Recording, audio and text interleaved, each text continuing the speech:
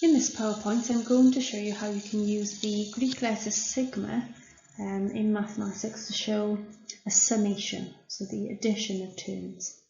Sigma is, as I said, a Greek letter, and the capital sigma looks like this, and that is the letter that we use in maths to show a summation. So if you want to add lots of things together, this is a good symbol to use. The Greek capital letter sigma is used to signify a sum, and you write it like this. It looks a bit like a capital E, and then you write the limits on the top and the bottom to show which terms you are summing. So for example, in this one it says the sum from r equals 1 to 5 of 2r take away 3. So what this means is that you substitute r as 1, 2, 3, 4 and 5, and then you add them together. So if we put r in first as 1, 2 1s take away 3 is minus 1. So that's where that first term comes from. Then if we put r in as 2, 2 2s are 4, take away 3 is 1. So that one's come from r equals 2. And if you sub in r equals 3, you get this term. If you sub r equals 4, you get the next one, and r equals 5 gives you the next one. And I've gone from 1 to 5 because they were the limits on the summation. Don't confuse this r with the r from geometric sequences and series. This is not the same r. We're using r now for a different purpose. R here is just something in an expression, and we substitute a range of values in for that r. And then we add them all together. So that's all this summation notation means. Here's another example underneath. This one, the sum is from r equals 3 up to 7. So we do 3, 4, 5, 6 and 7 into this expression. 5 times 2 to the r.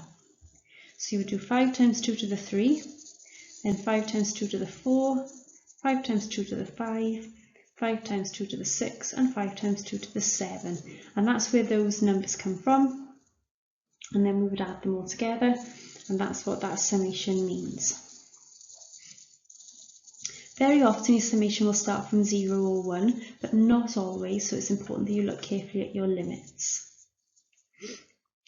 Now these are some things that you may already know or may be able to work out quite quickly. In this first one we've got the sum from r equals 1 up to n of 1.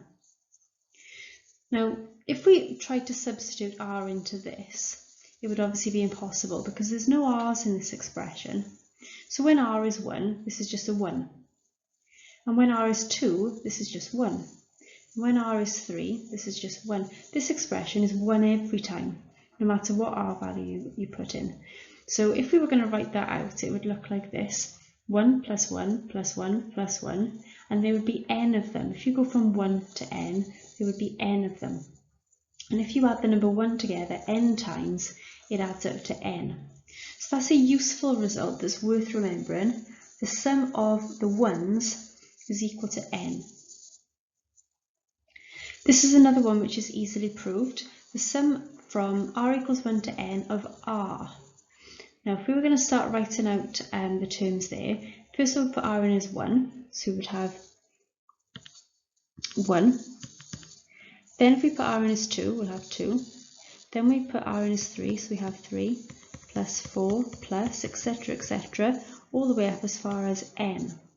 Now this is actually an arithmetic series with the first term 1 and the common difference 1. So if you wanted to find the sum of the first n terms, you could use the SN formula for arithmetic series, which I won't go over now because that's in another PowerPoint. But if you use that formula and simplified it, you'd end up with this answer, n plus 1 over 2. And that's another one that's worth trying to remember if you can. It's a useful one to know. This example says calculate the sum from r equals 1 to 20 of 4r plus 1. So the first thing I would recommend here is that you start writing out the terms, and hopefully it'll end up being either an arithmetic series or a geometric series. And if you notice that it is one of those, then we know the SN formulas for quickly finding sums. So let's start writing out the terms. This one goes from r equals 1, so if we put 1 in first, 4 1s add 1 is 5. Next I'll put r as 2, 4 2s add 1 is 9. Then I'll put r as 3, 4 3s add 1 is 13, and so on. So this is what the series looks like, 5, 9, 13, etc. Once you've started writing it out, it becomes more obvious that this one is an arithmetic series. The first term is 5, the common difference is 4, and we want to find the sum of the first 20 terms, because r goes from 1 to 20. So we can use the Sn formula, the sum of the first 20 terms, which I would call S20. There's the formula, we proved that in the arithmetic PowerPoint. So you could put n over 2, 2a plus n minus 1d, n is 20, a is 5, d is 4. So there's our sum, 860.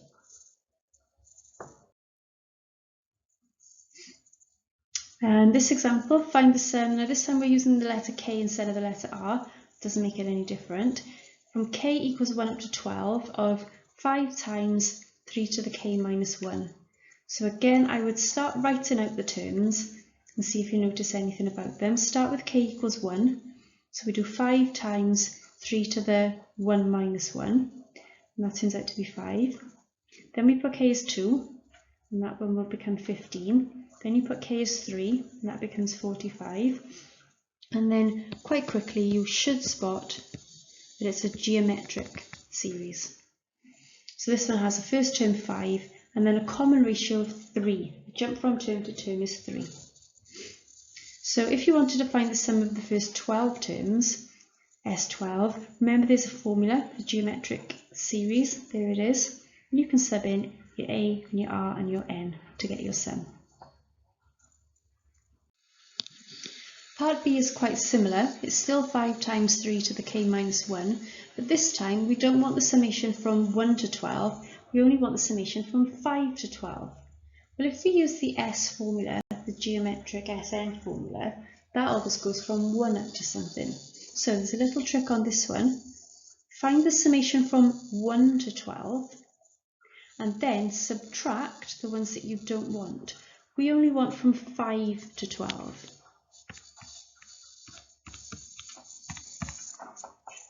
So we only want from 5 to 12 this section here. Well, if you find from 1 to 12 using the S12 formula, you can then subtract the ones that you don't want, which is from 1 to 4. We want from 5 to 12, we don't want from 1 to 4. So we can subtract the stuff that we don't want. Now we already found the sum from 1 to 12 in part A, so we know that one already. All we've got to do now is find the sum from 1 to 4 in the same way and subtract.